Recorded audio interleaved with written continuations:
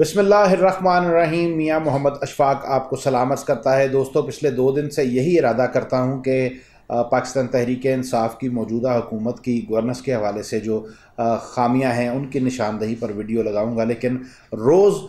وہ شخصیات جنہوں نے اس ملک کو تباہی کے دہانے پر پہنچا دیا، ان کی جانب سے کوئی نہ کوئی ایسی بات کر دی جاتی ہے جس سے یہ لگتا یہ ہے کہ وہ شاید ہمارے شعور کے ساتھ مذاق کر رہے ہیں۔ گزشتہ روز محترمہ مریم نواز کی جانب سے وائس آف امریکہ کو انٹرویو دیا گیا اور اس میں بے شمار ایسی باتیں کی گئیں جس سے لگ یہ رہا تھا کہ وہ عوام کے وزڈم کا جو ہے وہ امتحان لینا چاہتی ہیں۔ مریم نواز نے جو گفتگو کی اس پر بھی بات کروں گا، لیکن سب سے پہلے تو یہ کہ آج سب سے بڑی خبر یہ ہے کہ مریم نواز کو جج محمد بشیر احتساب عدالت کے جو جج ہیں ان کی طرف سے ریلیف مل گیا ہے، اور ان کو ان کے خلاف جو نیب کی درخواست تھی وہ مسترد کر دی گئی ہے، اور یہ جج محمد بشیر وہی جج ہیں،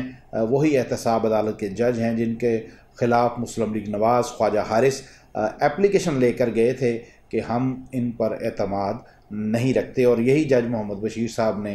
مریم نواز اور میاں نواز شریف کو کیسز میں سزائیں بھی سنوائی ہیں۔ تو یہ انتہائی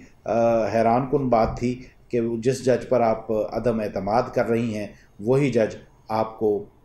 ریلیف دے رہا ہے۔ تو آگے بڑھتے ہیں وائس آف امریکہ کو دیے گئے مریم نواز کے انٹرویو کی طرف۔ تو اس میں مریم نواز صاحبہ نے فرمایا کہ حضرت علی کرم اللہ وجہہ کا قول ہے کہ جو حق سچ کی بات کرتا ہے وہ ہمیشہ اکیلا رہ جاتا ہے۔ یہ بات پریکٹیکلی درست بھی ہے، لیکن میرا ذاتی یہ خیال ہے کہ ہمارے جو سیاسی اکابرین ہیں وہ اگر ہمارے مذہبی اکابرین کی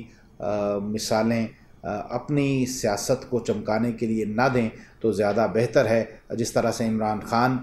مدینہ کی ریاست بنانے کا دعویٰ کر رہے ہیں اور یہیں پر اسلام کو گالی دینے والے وزراء ان کے جو ہے وہ دائیں بائیں بیٹھے ہیں، تو یہ انتہائی افسوسناک ہے۔ اسی طرح مریم نواز کا یہ کہنا کہ تنہا کوئی رہ جاتا ہے اگر وہ حق پر بات کر رہا ہو، تو مریم تو مجھے تنہا نہیں لگتی، پوری پارلیمنٹ کی سیاسی جماعتوں کی اکثریت ان کے ساتھ ہے، سینٹ میں بھی ان کے پاس اکثریت ہے، میڈیا کے لوگ بھی ان کے ساتھ ہیں، وائس آف امریکہ اور بیرونی میڈیا بھی ان کو بھرپور سپورٹ کر رہا ہے، اور اسی طرح جو وہ قوتیں جو پاکستان کو کمزور کرنا چاہتی ہیں وہ تو مریم کے ساتھ ہیں۔ تو مجھے کسی جگہ پہ بھی مریم تنہا نظر نہیں آئی۔ اس کے بعد انہوں نے کہا کہ انہیں پارٹی میں اپنے آپ کو منوانے میں تو مشکلات کا سامنا رہا، لیکن پبلک میں ان کی جو پذیرائی ہے وہ اتنی زیادہ ہے کہ وہ بیان نہیں کی جا سکتی، اور جس طرح سے وہ ساری باتیں کر رہی تھیں مجھے یہ لگ رہا تھا کہ یہ کسی اور دنیا کی بات کر رہی ہیں جہاں پر مریم نواز اتنی پاپولر ہیں، اور شاید ہم کسی اور دنیا میں رہتے ہیں جہاں پر مریم نواز کے حوالے سے لوگ جو جذبات رکھتے ہیں اس کی جو نشاندہی ہے آپ کو سوشل میڈیا پر دیکھنے کو ملتی ہے۔ اس کے بعد مریم نواز بار بار ایک بات کا واویلا کرتی رہیں کہ اس ملک میں جمہوریت کے لیے وہ لڑ رہی ہیں اور جمہوریت کے لیے انہوں نے بہت قربانیاں دی ہیں۔ پچھلے 70 سالوں میں سلیکٹڈ وزیر اعظم آتے رہے ہیں پاکستان میں، تو کیا ان وزرائے اعظم میں سے 3 دفعہ آپ کے والد نواز شریف میاں نواز شریف اقتدار میں رہے، ان کے پاس وزارت عظمیٰ رہی، تو کیا وہ بھی سلیکٹڈ تھے؟ یہ بھی سوال جو ہے وہ مریم نواز سے کیا جانا چاہیے۔ اسی طرح کی بے شمار باتیں جو جمہوریت کے نام پر اس ملک کو لوٹنے والے کرتے آئے ہیں، سو وہی باتیں مریم نواز بھی کرتی رہیں۔ تو اس گفتگو کے بعد جب اینکر نے ان سے پوچھا کہ آپ بتائیں کہ آپ بھی عمران خان کو سلیکٹڈ کہتی ہیں اور بلاول بھٹو کی جانب سے بھی یہ سلیکٹڈ کا ورڈ یوز کیا گیا عمران خان کے لیے، تو عمران خان کو آخر سلیکٹ کیا کس نے ہے؟ تو وہ دلیر خاتون جو بڑی بڑی باتیں چند لمحے پہلے کر رہی تھیں، ان کی جانب سے کھل کر نہیں بتایا جا سکا کہ عمران خان کو آخر سلیکٹ کس نے کیا ہے، وہ کون سے لوگ تھے، کون سا ادارہ ہے جس نے عوام کی امنگوں کے برعکس عمران خان کو سلیکٹ کیا۔ اگر تو وہ یہ بھی بات کھل کر بتا دیتی تو میرا خیال ہے کہ لوگوں کو بھی اس بات کی یقین اور تسلی ہو جاتی کہ ہماری یہ جو لیڈر ہیں، سو کارڈ لیڈر، میں تو ان کو لیڈر نہیں سمجھتا، بلکہ ان میں سے کسی کو بھی میں لیڈر نہیں سمجھتا، خواہ اس کا تعلق کسی بھی سیاسی جماعت کے ساتھ ہو۔ لیڈر وہ ہوتا ہے جو اجتماعیت کی بات کرتا ہے، لیڈر وہ ہوتا ہے جو ملک کو آگے لے کے جانے کی بات کرتا ہے۔ یہ تو سیاسی مفادات کے لیے ملک کی قربانی دینے کے لیے ہر وقت تیار رہتے ہیں، وہ خواہ مسلم لیگ نواز کی قیادت ہو یا دیگر سیاسی جماعتوں کی۔ اس کے بعد مریم نواز نے ایک اور بات کی، ان کی جانب سے شور و واویلے کے ساتھ اور بڑی کربناک داستان اپنی طرف سے وہ بیان کر رہی تھی کہ جیل میں انہیں چوہوں کا کھانا دیا جاتا رہا، وہ برتن خود دھوتی رہیں، وہ ایک چارپائی پہ سوتی رہیں، مطلب بے شمار ایسی چھوٹی چھوٹی باتیں جو ہمارے گھروں کے اندر ہمارے گھر کی خواتین زندگی کا معمول ہے وہ کام کرنا۔ ہمارے گھروں میں خواتین گھروں کے برتن دھوتی ہیں، ہمارے گھروں کے اندر عموماً ایک چارپائی ہی کسی ایک فرد کو میسر ہے۔ تو کس قوم کی آپ لیڈر ہیں کہ جس قوم جو معمولات آپ کی قوم کے معمول کا حصہ ہوں،